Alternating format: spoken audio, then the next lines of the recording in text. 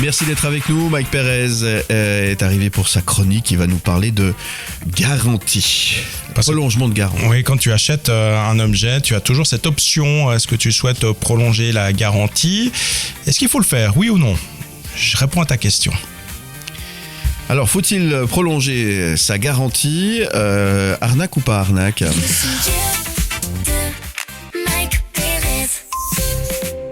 Oui et non, c'est une réponse bien suisse, ça, hein, tu vois quoi. Ouais, c'est très peu. ouais, ni pour ni contre. Bien au contraire. Voilà, c'est ça.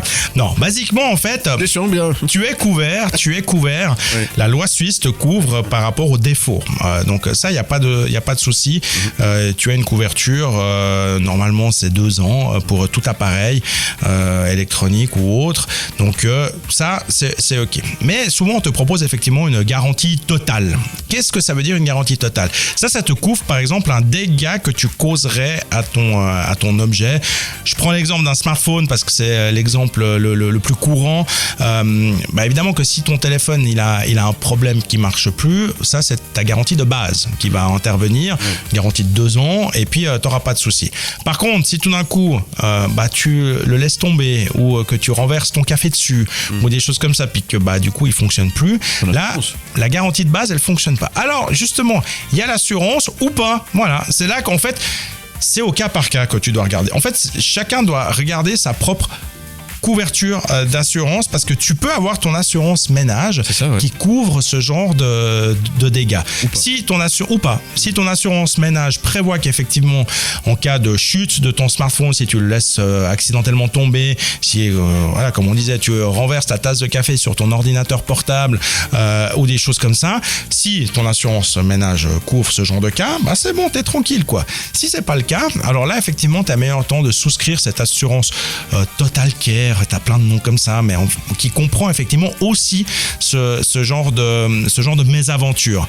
Donc, il faut que au moment où tu vas acheter ton téléphone et qu'on va te proposer, il faut que tu le saches, il faut que tu aies anticipé la question et puis que tu te sois renseigné avant en te disant voilà, si j'ai un problème, est-ce que mon assurance ménage me couvre ce genre de dégâts. Et puis il faut faire attention aussi aux extensions de garantie qui ont quand même un remboursement dégressif parce que évidemment que si ton téléphone il a tout juste pas 2 ans on va dire, il a 1 année et 11 mois et puis qu'il subit un dégât, va pas croire qu'on va te le rembourser au prix plein et au prix neuf, ce serait trop facile. Donc là aussi tu risques effectivement de te retrouver avec un remboursement qui n'est que partiel, voire très partiel et tu peux effectivement avoir de mauvaises surprises par rapport à ça. Sans parler de l'obsolescence programmée. Alors ça c'est encore autre chose, exactement. Oui. Et si tu as un problème, à qui est-ce que tu dois t'adresser ? Alors, en règle générale, tu t'adresses à celui qui t'a vendu ton objet. Oui. Que ce soit un fournisseur en ligne, que ce soit un magasin physique ou autre. Tu vas là-bas, tu dis voilà, j'ai acheté chez vous cet appareil, j'ai un problème. Et normalement, c'est lui qui est censé faire le nécessaire. Alors, quitte à le renvoyer auprès du fabricant, mais c'est au vendeur, au magasin auprès de qui tu l'as acheté, de faire les démarches nécessaires pour faire fonctionner ta garantie ou autre, quoi. Donc, faites attention à ça, pensez à bien regarder ce que vous avez déjà et puis là aussi quand si vous dites ok je prends cette extension de garantie, pensez à bien regarder effectivement qu'est-ce qui est exactement couvert, pas avoir tout d'un coup de mauvaises surprises puis penser que vous êtes intégralement couvert alors que c'est pas le cas. Merci pour ces précieux conseils garantis sur facture par Mike Perez. Merci. Satisfait ou remboursé.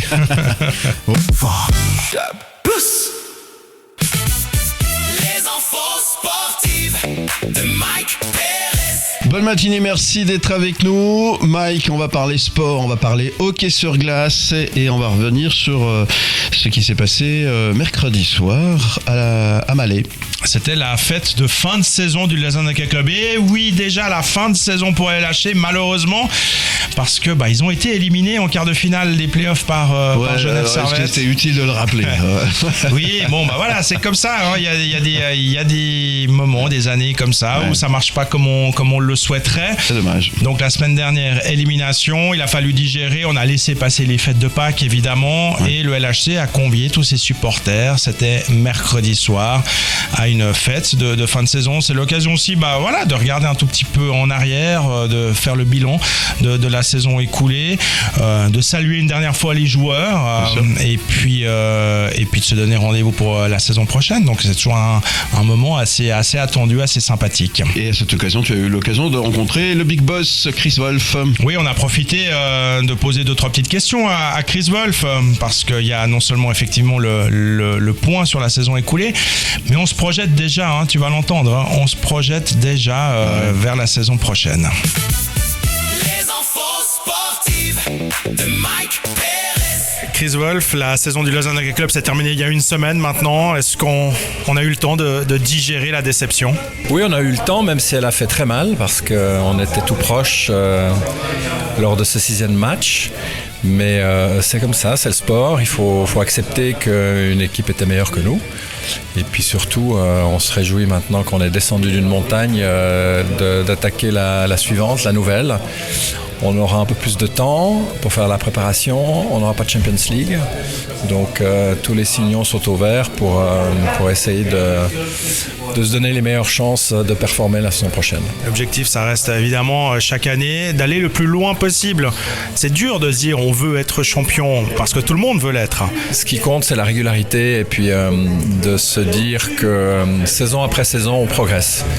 Même si cette année, on a perdu, on a échoué en quart de finale, l'organisation, elle progresse. Il y a des joueurs qui sont nouveaux, qui viennent d'arriver. Il y a des jeunes joueurs. C'était l'équipe la plus jeune derrière, défensivement. Et puis tout confondu, tout poste confondu, c'est la deuxième de la Ligue. Mais tout le monde a une marge de progression. Et même les meilleurs éléments qui sont venus après une saison, on sait très bien qu'il faut une période aussi pour s'acclimater à la région, à ses coéquipiers, son coach. Donc c'est tout du bénéfice de repartir encore une fois avec la majorité de joueurs qui restent. Il y a le côté sportif, mais il y a aussi le côté club, fédérateur dans une région. Et cette saison encore, elle a démontré que le LHC savait réunir, rassembler autour de lui. 98% de taux d'occupation, je ne sais plus, il y avait 20 guichets fermés ou 19. Donc ça témoigne d'une grande fidélité, d'une grande popularité et puis d'un engouement sans précédent à tous les niveaux, que ce soit au niveau des PME qui nous soutiennent, mais les spectateurs qui viennent. Je vois beaucoup d'enfants, je vois beaucoup de nouvelles têtes, de gens qui n'étaient peut-être pas là avant. Et puis on parle beaucoup en bien, en très positif de notre organisation, de notre club, avec nos juniors, avec nos filles. Donc tout ça, c'est très bon et voilà, ça augure que du positif pour la suite. C'est vrai qu'on se focalise toujours sur cette équipe première masculine, mais cette saison, il s'est passé quelque chose à Lausanne avec l'équipe féminine. En effet, les filles ont gagné d'abord leur qualification sur tapis vert, puisque l'équipe de Langenthal a retiré son équipe. Donc il fallait, selon les critères de la fédération, gagner les quarts de finale. Et puis elles ont fait mieux, puisque après quelques luttes acharnées avec Basserdorf, les demi, la finale gagnée vraiment avec beaucoup de force, beaucoup de détermination. Il faut leur donner un grand coup de chapeau au staff et puis aussi aux filles. Elles ont fait un travail exceptionnel. Et puis la récompense maintenant, c'est d'évoluer au plus haut niveau avec Zug, Berne, Davos, Ambry et Fribourg. Donc c'est une nouvelle organisation, c'est une professionnalisation.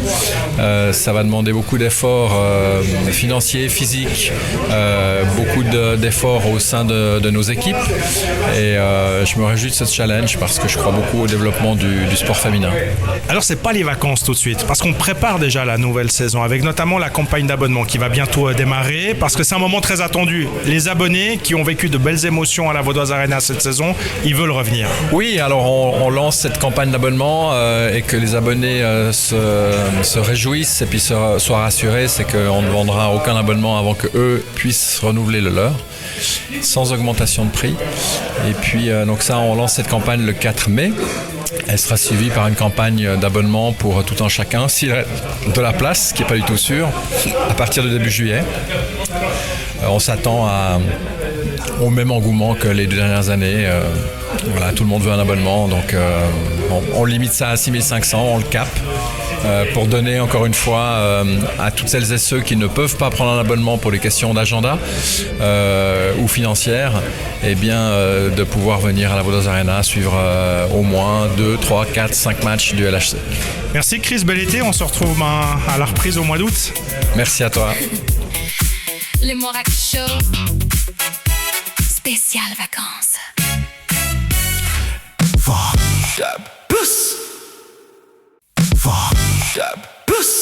Très bonne matinée, merci d'être avec nous. Et si on parlait des produits bien de chez nous, on va parler nourriture évidemment ce matin. Ouais, je vais vous faire saliver en vous évoquant le pain de seigle ou encore le gruyère et la raclette. Ah, Les sujets de Mike.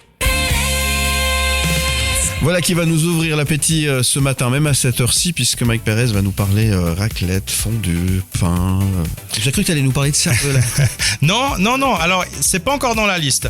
Tu sais que de plus en plus dans ce patrimoine de l'UNESCO, patrimoine immatériel de l'UNESCO, il y a aussi des choses, on va dire ça comme ça.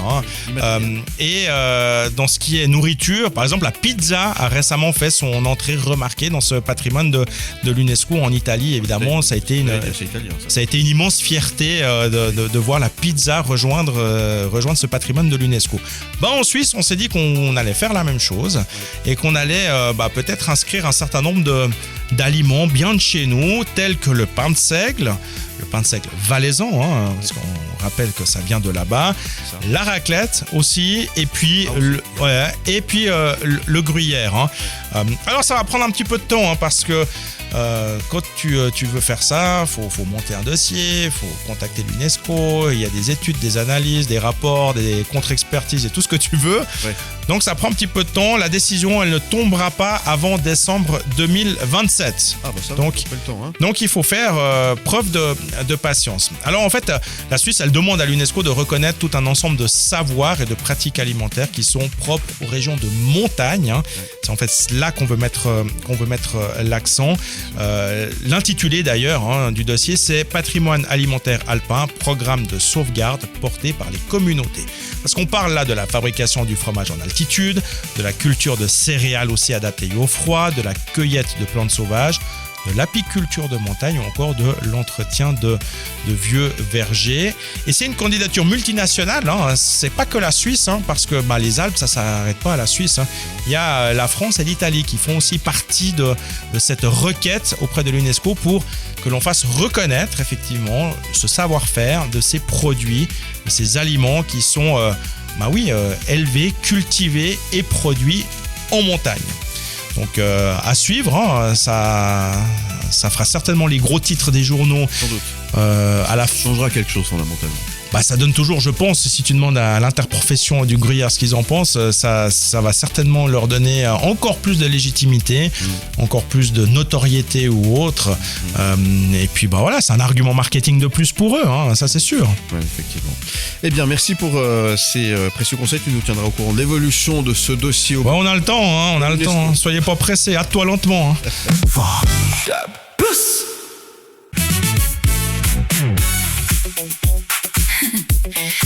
Les Morac Show, spécial vacances. On continue de parler sport avec Mike Perez et notamment du LHC et rencontre avec son capitaine Damien Ria. Parce que c'est toujours intéressant de voir comment les joueurs eux-mêmes ont vécu cette élimination, comment ils l'ont digéré. Ouais. Et puis là aussi, c'est vrai que il faut très vite passer à autre chose.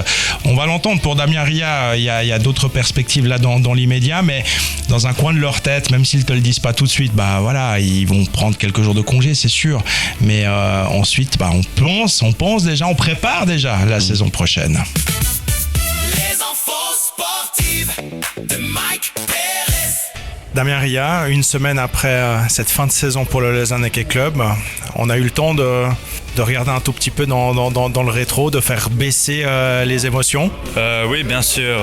Je pense que la déception reste quand même là.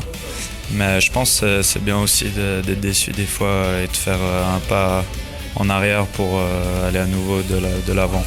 J'imagine que tout le monde t'a parlé de ce fameux match 6 et dans l'équipe aussi, vous en avez parlé? Oui, bien sûr. Voilà, on était très proche de passer ce quart de finale déjà dans l'acte 6, mais c'est la beauté des playoffs. Des fois, il se passe tellement de choses, on le dit tout le temps, mais les détails sont tellement importants et ça l'a prouvé encore une fois. C'était une saison faite de haut et de bas au LHC. Ça a très bien commencé, il y a eu un immense creux au mois de janvier, après c'était reparti. C'était une année un peu bizarre quand même, non? Oui, c'est sûr. Après, dans chaque saison, il y a des hauts et des bas. Après, c'est comment tenir ses bas, pas trop bas non plus. Et ça fait partie des saisons, ça fait partie de l'appréciation. Il faut apprendre de ça et aller de l'avant. Ouais, c'est évidemment trop tôt pour vraiment analyser et se dire voilà, qu'est-ce qu'on a fait de faux. C'est quelque chose qui va se faire au cours des prochaines semaines. Mais comme tu le dis, il y a des enseignements, il y a des leçons à tirer de chaque situation. Clairement, voilà, je pense qu'on a tout le coaching staff en place, super intelligent et sait ce qui se passe au moment même où on s'est fait éliminer en quart de finale. Et ils sauront faire l'analyse qu'il faut pour aller de l'avant justement. Et voilà, comme je l'ai dit, c'est un pas en arrière, mais je pense pour refaire des pas en avant. On pense évidemment déjà à la saison prochaine en ce qui concerne le LHC, mais pour toi la saison n'est pas tout à fait terminée. Tu as quelques jours de repos et ensuite tu vas repartir avec l'équipe de Suisse. Comme chaque saison, en général, je joins l'équipe suisse après notre saison avec le LHC. Donc voilà, rien de nouveau, ça va être la routine, j'ai envie de dire. Mais une année quand même un peu spéciale, hein, parce que ces championnats du monde, ils ont lieu en Suisse. Donc là, il y a vraiment la volonté pour toi, l'objectif d'y participer. Ouais, tout à fait. Je pense que ça rajoute un petit peu de piment à ces championnats du monde, le fait que ça soit en Suisse, de jouer devant le public suisse. Ça va être spécial pour tout le monde et je me réjouis d'y aller, quoi. Donc ça veut dire que pour toi, les vacances, c'est pas pour tout de suite? Non, pas vraiment. Les infos sportives de Mike Perez. Merci Mike Perez, notre reporter sur le terrain. Merci. On rappelle qu'on retrouve tout ceci en podcast, évidemment, sur Formida+. Et on aura encore l'occasion de parler de hockey sur glace ces prochains temps, parce qu'il y a donc ce championnat du monde qui a lieu en Suisse. On en parlera, ça a lieu du 15 au 31 mai, donc ça nous laisse encore un petit peu le temps. Ouais. Mais on l'évoquera, c'est certain. Formidable.